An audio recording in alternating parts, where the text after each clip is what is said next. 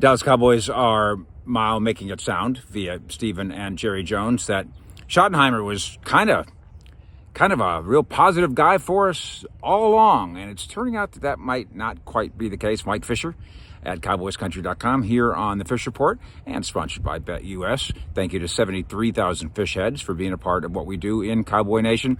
It's DallasCowboys.com, Patrick Walker, who's suggesting that over the course of the conversations with Pete Carroll, the iconic former Seattle coach, age 73 years old, an energetic 73, that, well, at some point, the talk was about, hey, what do you think of Schotty, who, of course, is a protege of Carroll.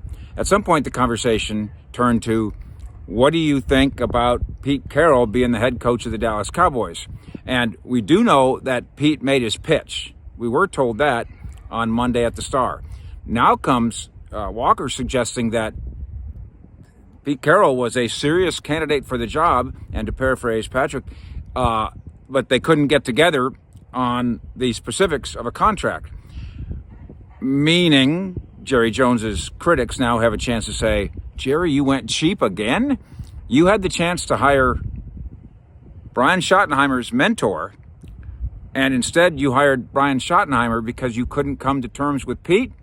We've got the Super Bowl coming up, of course, which means you can play around at BetUS. Go to BetUS.com and get your 150% discount up to $2,000 by using the promo code YouTube150. YouTube150. Go get them at BetUS.com.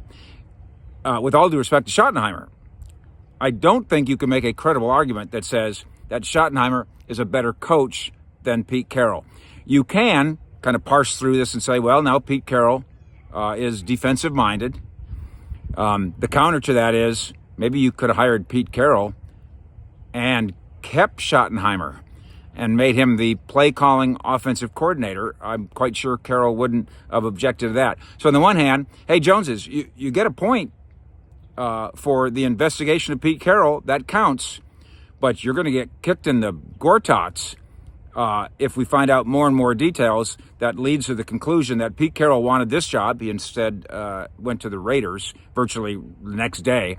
That Pete Carroll kind of wanted this job, but you didn't want him to foot the bill to make it happen. Thanks to BetUS, thanks to 73,000 fish heads in Cowboy Nation. Go get more on this and all things Cowboys at CowboysCountry.com. Fish out.